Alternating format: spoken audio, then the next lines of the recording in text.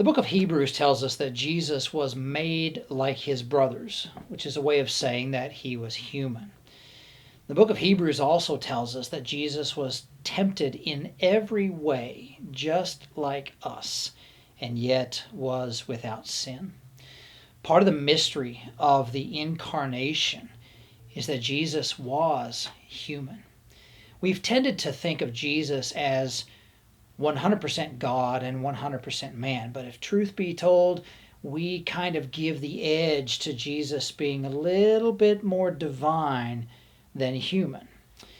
And the testimony of Scripture is that he was intensely both human and divine. What I want to do in this next segment is think about the ways in which Jesus' humanity affects his ability to cast down temptation.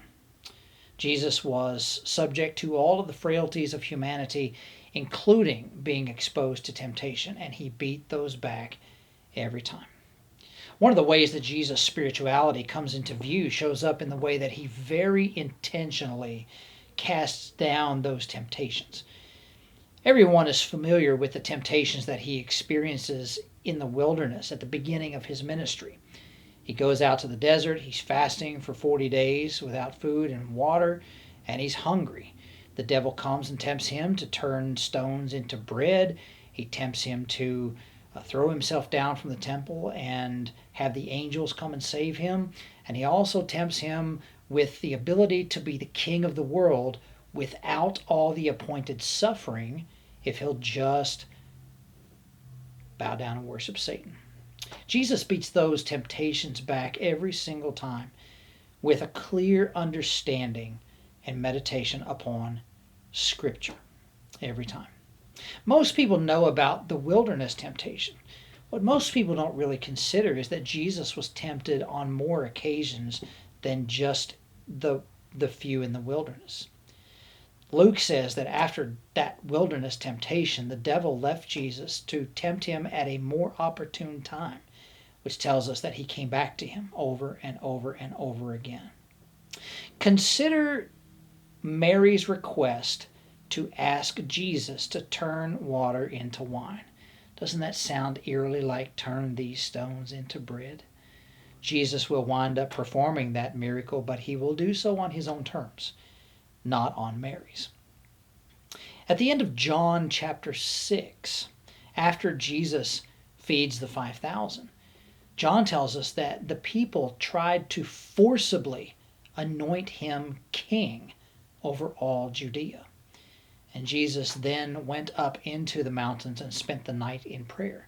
I think he was up there casting down temptation, because once again he's being tempted to be king of Judea without the suffering that has been appointed to him by the prophets. In Matthew chapter 16, Jesus begins to explain to his disciples that he's going to go to Jerusalem, that he must die, that he must be handed over by the chief priests, the elders, and the scribes, and that he must be killed and on the third day raised to life. The next words in the text are Peter saying, "No way. Over my dead body, Jesus, no way will I let you go and suffer." And Jesus calls him Satan.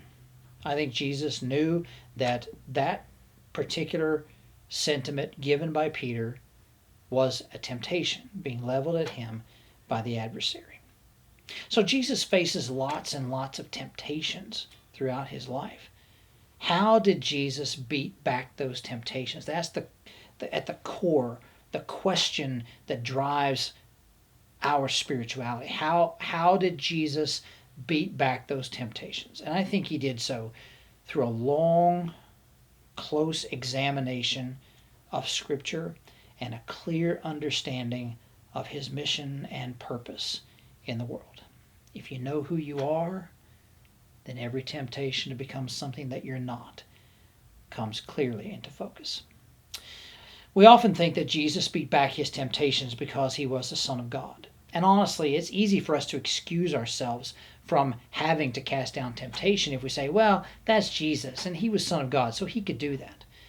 I want to, just for a few minutes, think of Jesus as intensely human as the human that God has always been waiting for in Israel and on planet Earth.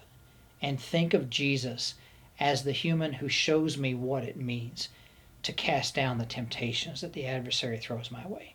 Because here's the thing, if you think of Jesus that way, I think you'll find hope that you, like him, can face down your own temptations and be holy through it all and live the Jesus kind of life.